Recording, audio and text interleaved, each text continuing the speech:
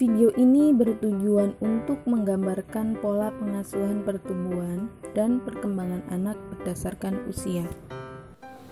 Anak menjadi lebih cakap seiring dengan pertumbuhan dan perkembangannya. Mereka belajar terus-menerus, bermain dan berlari, berpikir dan menyelesaikan masalah. Perubahan tersebut merupakan contoh perkembangan anak. Anak-anak membutuhkan pengasuhan yang baik. Perkembangan anak sangat tergantung pada pola asuh orang tua untuk kelangsungan hidup mereka. Orang tua harus mampu memenuhi kebutuhan-kebutuhan mereka ketika anak-anak lapar, sakit, dan kebutuhan lainnya. Pelatihan ini mendukung upaya orang tua dan keluarga untuk meningkatkan kesehatan dan kebahagiaan anak. Kader dapat membantu orang tua agar lebih mampu untuk merawat anak-anak mereka baik dalam kondisi sehat maupun sakit. Ibu atau orang yang mengasuh anak dapat membantu anak untuk tumbuh optimal dan belajar melalui bermain dan berkomunikasi dengan anak. Bermain dan berkomunikasi dengan anak dapat menstimulasi pertumbuhan, perkembangan sosial, dan intelektual anak. Perawatan ekstra sangat diperlukan terutama untuk anak-anak dengan status gizi buruk dan kurang. Anak dengan berat badan rendah mungkin tidak dapat belajar untuk mengeksplorasi sekitarnya secara aktif dan mungkin tidak dapat meminta perhatian dari ibunya. Ibu membutuhkan dorongan untuk bermain dan berkomunikasi dengan anak untuk membantu anaknya belajar. Saat memberi makan anak merupakan waktu yang sangat penting. Ibu terkadang membutuhkan bantuan dari anggota keluarga lain sehingga ia bisa menghabiskan waktu lebih bersama anaknya. Ibu yang sibuk tetap dapat bermain dan berkomunikasi dengan anak sambil melakukan pekerjaannya. Ia dapat mengajari anak kata-kata dan ide-ide baru serta dapat membantu anak berinteraksi dengan keluarganya.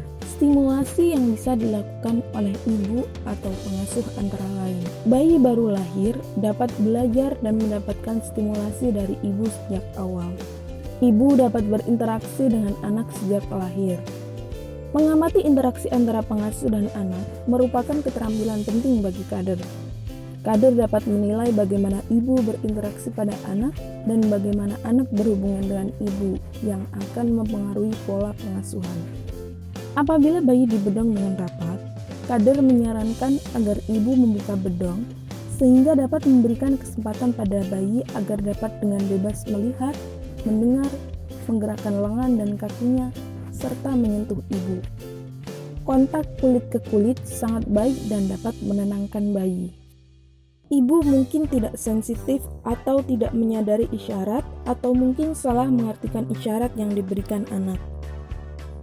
Pada hal inilah peran kader sangat penting. Kader yang memiliki keterampilan untuk mengamati tanda-tanda interaksi antara ibu dan anak akan bisa lebih membantu ibu menjadi lebih responsif terhadap perkembangan anak. Kader dapat menyarankan pada ibu untuk berbicara dan melakukan kontak mata dengan bayi. Ibu dapat melihat ke dalam mata bayi dan mulai berbicara pada bayi serta tersenyum melihat respon bayi. Ibu yang sering melakukan berbagai kegiatan permainan dan komunikasi dengan anak-anak akan membantu anak-anak mereka untuk berkembang. Saat pengasuh menyusui adalah waktu yang tepat untuk bermain dan berkomunikasi dengan anak. Bahkan, bayi yang baru lahir dapat melihat wajah dan mendengar suara ibu. Bayi usia 1 minggu sampai dengan 6 bulan. Pada usia ini, bayi dapat menunjukkan suara-suara baru seperti teriakan dan tertawa. Bayi akan menirukan suara di sekitarnya dengan teriakan yang lebih keras. Ibu dapat merespon suara yang diberikan bayi dengan mengajaknya bicara dan tertawa bersama. Ibu atau pengasuh memberikan kebebasan terhadap bayi untuk mendengar, melihat, dan bergerak. Ibu atau pengasuh dapat memberikan mainan yang dapat merangsang perkembangan motorik bayi. Permainan yang dapat diberikan misalnya, ibu dapat memberikan benda-benda yang berwarna cerah yang bersih agar dapat diraih dan dipegang oleh bayi. Ibu dapat menggerakkan kaleng atau botol yang diisi dengan kerikil kanan dan ke kiri secara perlahan agar bayi dapat memperhatikan dan mengikuti gerakannya. Bayi belajar menggerakkan kepala ke kanan dan ke kiri. Ibu juga dapat menggunakan permainan ini untuk membantu bayi belajar mengangkat kepala. Dalam posisi tengkurap, bayi diperlihatkan mainan yang berbunyi sehingga bayi akan belajar mengangkat kepalanya. Usia 6 bulan sampai dengan 9 bulan. Ibu atau pengasuh dapat mengajarkan anak untuk memasukkan benda ke dalam wadah. Ibu atau pengasuh dapat mengajarkan anak untuk memegang alat tulis, menggambar dengan menggunakan krayon, dan mencoret-coret kertas. Ibu atau pengasuh dapat memberikan mainan kepada anak dengan menggunakan benda rumah tangga yang bersih dan aman. Misalnya, ibu mengajarkan anak untuk memukulkan sendok ke piring atau gelas. Selain itu, ibu atau pengasuh menyediakan benda sebesar kacang agar bayi dapat memungut benda dengan cara meraup. Ibu atau pengasuh bermain cilukba bersama anak. Usia 9 bulan sampai 12 bulan. Ibu atau pengasuh membacakan buku cerita yang bergambar kepada anak. Ibu atau pengasuh bermain dengan anak sambil mengerjakan pekerjaan rumah seperti memasak. Anak diletakkan di tempat yang bersih dan aman serta jauh dari kompor. Kemudian anak diberikan benda dapur yang terbuat dari plastik untuk dimainkan, seperti gelas, piring, sendok, atau botol. Ibu atau pengasuh dapat bermain bersama anak, yaitu seperti membunyikan benda di bawah kain atau kotak dengan tujuan anak agar mendapatkannya. Ibu atau pengasuh juga dapat mengajarkan nama orang tua atau benda kepada anak sambil mengerjakan bagaimana meletakkan sesuatu. Misalnya, dadah. Ibu atau pengasuh dapat bermain mencari mainan dengan cara membunyikan mainan di balik koran atau kain dengan cara menjatuhkan mainan agar bayi mencarinya. Ibu atau pengasuh dapat bersenandung atau bernyanyi serta bermain boneka bersama anak. Usia 12 bulan sampai 2 tahun. Anak dengan rentang umur 1-2 tahun memiliki perkembangan yang lebih kompleks daripada umur sebelumnya. Pada tahap ini, stimulasi masih tetap dibutuhkan. Ibu dapat mendorong anak untuk melakukan beberapa aktivitas dengan memanfaatkan benda-benda yang ada di rumah. Seperti contoh, ibu menyediakan sendok atau pensil dan gelas atau toples. Kemudian ibu menyuruh anak untuk memasukkan pensil atau sendok ke dalam gelas atau toples tanpa bantuan orang lain. Observasi apakah anak mampu melakukan dengan sempurna. Selain itu, ibu dapat mengajarkan anak bermain puzzle sederhana dengan menggunakan gambar atau foto yang digunting.